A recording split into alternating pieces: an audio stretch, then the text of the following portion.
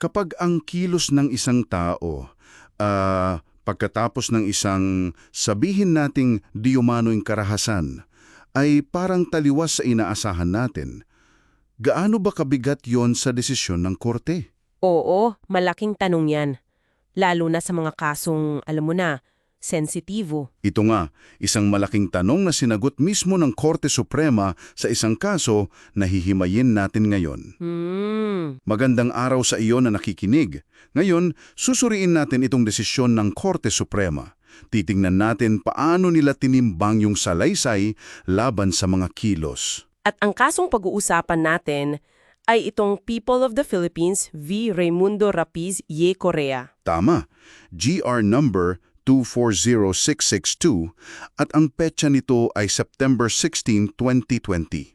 Ang pag-uusapan natin ay base mismo sa records ng kaso. Okay, ano ba ang mission natin dito? Ang mission, alamin natin yung pinaka-importanting aral mula sa kasong to. Sige, game. Okay, himayin natin. Ang akusado, si Raimundo Rapiz. Pinaratangan siyang nanggahasa kay AAA. Yung biktima, AAA, 20 taong gulang na babae noon. Oo. Nangyari daw ito noong April 2, 2015.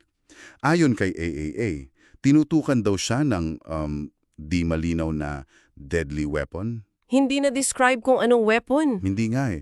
Tapos pinaghubad daw at pinasok yung ari nga sa ari ni AAA sa bahay pa mismo ni Rapiz. Mithya yung lucky na balata. At may kasama pang pagbabanta raw na papatayin siya pati nanay niya kapag nagsalita. Pero dito nagiging medyo komplikado, di ba? Oo, kasi may mga sumunod pang pangyayari na parang hindi akma. Tulad ng ano? Kinabukasan daw, April 3, nagkita pa sila ulit dun sa may puno ng balete. Nakita lang. Hindi lang nagkita, may yakapan daw, may halikan. Tapos, April 4, si AAA pa mismo yung pumunta sa vulcanizing shop kung saan nagtatrabaho si Rapiz. Wow! Pumunta pa siya doon. Oo. At hindi pa dyan natapos. Noong April 6, namasyal pa sila sa Baclaran at sa zoo. Namasyal? Magkasama. Magkasama. At may halikan na naman daw ulit doon. Grabe. Tapos, kailan na isampa yung reklamo? Yung reklamo April 7 na. At ang ugat pa raw nun, away ni ate-ate at nung kinakasama ni Rapids. So hindi agad dahil sa rape. Doon lang lumabas. Doon lang unang nabanggit ni ate-ate yung tungkol sa diumano'y panggagahasa. Pero para maging patas, meron namang medico-legal report. Anong sabi ng medico-legal? May clear evidence of recent blunt, penetrating trauma to the hymen. Kumbaga may physical evidence. Okay. So may salaysay, may mga sumunod na kilos na kaduda-duda, pero may physical evidence. Ano naman ang sabi ng depensa? Si Rapiz. Itinanggi niya lahat. Denial. Sabi niya gawa-gawa lang daw to ng nanay ni ate-ate si BBB. Bakit daw gagawan ng kwento? Dahil daw hindi niya napahiram ng pera si BBB. Mga 1,500 daw para makauwi sila sa Mindoro. May testigo ba si Rapiz? Meron. Yung mga amo niya, yung mag-asawang kanon, nagsabi sila na mabait daw si Rapiz, masipag, at naikwento pa raw ni Rapiz sa kanila na binabalak siyang gawan ng kwento ni BBB para makulong. Okay. So, may corroborating testimony din siya. Kumusta naman ang naging hatol sa mababang hukuman? Sa RTC? Ang RTC, Regional Trial Court, hinatulan siyang guilty. Guilty? Bakit? Pinaniwalaan nila yung salaysay ni 33A kahit daw may mga inconsistencies. Inconsistencies? Pero pinaniwalaan pa rin. Oo. Ang tingin pa nga ng RTC, badges of truth daw yung mga yon. Kumbaga patunay daw na hindi inimbento kasi may maliliit na sablay. Interesting na pananaw yon.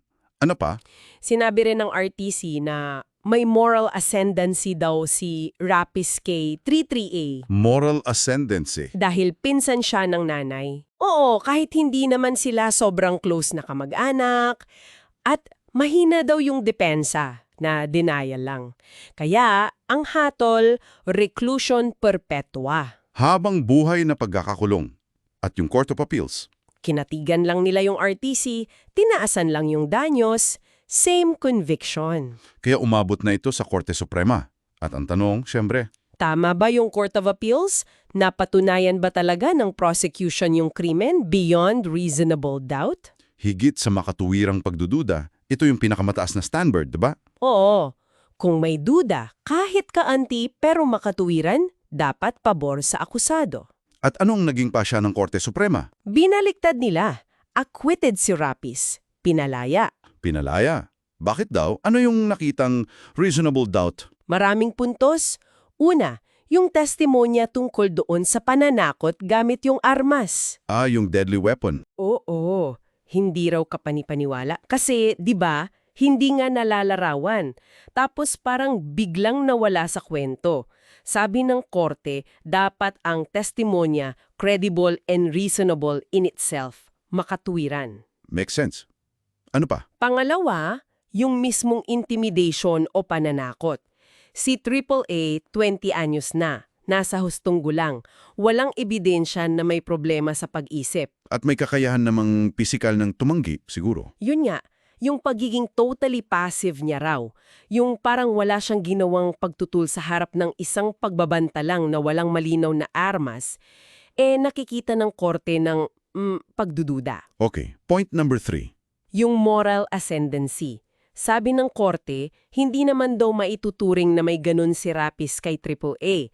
Pinsan lang siya ng ina, tsaka hindi na minor si AAA para masabing naimpluwensyahan siya. Hindi siya yung parang nasa poder ni Rapis. Eksakto.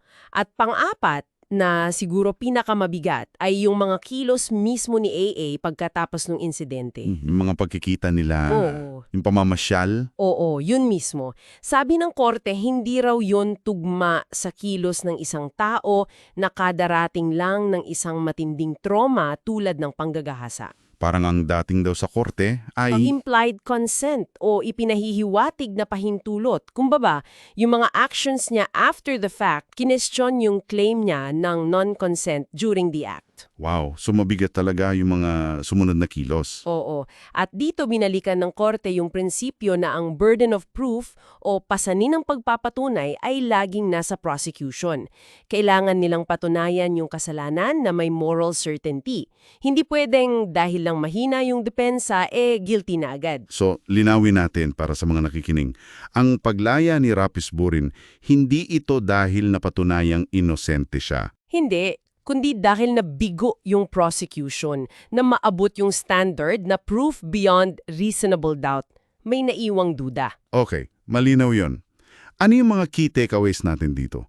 Mga prinsipyong legal. Marami tayong mapupulot dito. Una, syempre, yung reasonable doubt. Pinakamataas na standard. In doubt, acquit. Pangalawa, Yung credibility ng testimonya, hindi lang sapat na may sinabi. Dapat kapanipaniwala rin yung sinabi at umaayon sa karaniwang karanasan at kilos ng tao. so yung kwento versus reality check, kumbaga. Parang ganon. Pangatlo, yung kahalagahan ng kilos pagkatapos ng insidente. Ito medyo masakit pakinggan, pero sa mata ng batas, pwedeng gamitin yung kilos ng biktima after para timbangin yung kredibilidad ng salisay niya. Kahit pa sabihin nating iba-iba ang reaksyon ng tao sa trauma. Oo, yun yung challenge, pero base sa kasong to, binigyan yon ng korte ng malaking timbang. At pang-apat, yung burden of proof. Paulit-ulit to pero napaka-importante. Laging nasa nag-aakusa ang obligasyong magpatunay. Maraming salamat sa pagimay niyan. So, eto ngayon ang tanong para sa iyo na nakikinig. Sa tingin mo ba, yung mga kilos ng isang tao pagkatapos ng isang Jumanoy insidente, sapat na basehan ba yon para pagdudahan yung sinumpaan niyang salaysay? Lalo na sa kasong rape na napaka-sensitibo. O nga, ano ba dapat ang mas matimbang?